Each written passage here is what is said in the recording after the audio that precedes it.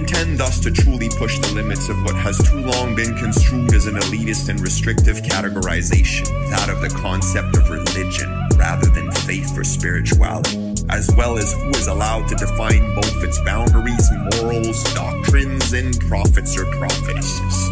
Let us begin then by attempting to expand the limited boundaries of what we have come to know as religions, though this has been done quite often already, albeit in different contexts.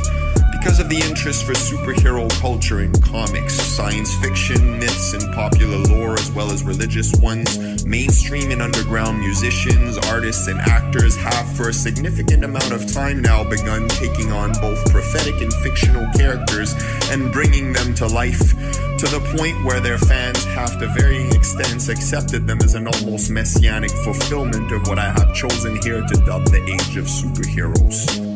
One need look no further than the recent phenomenon of the slew of Marvel, DC Comics, and X-Men movie franchises in Hollywood, and those who play the role of these characters, such as Scarlett Johansson, Robert Downey Jr., and Christian Bale, among others, and their larger-than-life status in both social and corporate media, to see a glimpse of what I am positing here. However, what I am suggesting goes quite a bit beyond this mere statement in reality.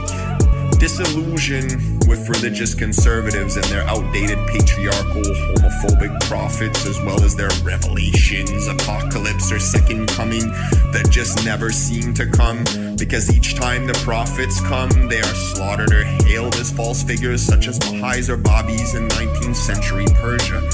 This has heralded a new age where both spiritual musicians and artists and more fantastic and sci-fi ones have joined forces and decided to take on the roles of these elusive fictional and mythological figures, and because of the amount of mainstream and underground recognition and support they have, as well as because of the present popularity of these figures and superheroes, they have gained a historically unprecedented amount of recognition and acceptance, as well as credibility due to the complexity and beauty of their art,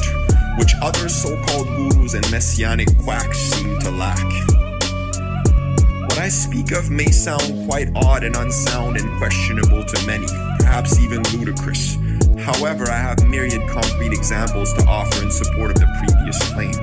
If we look at the dawn of civilizations and early religions, from animistic and pagan ones to poly and monotheism, there are many examples of poets, poetesses, and musicians being closely linked with religious or spiritual prophecy. And in fact, most all spiritual texts have been known to be poetic in many aspects, from Sumerian myth makers to Zoroastrians, Sufis, and Hindus, mystics, ancient Egyptian poets,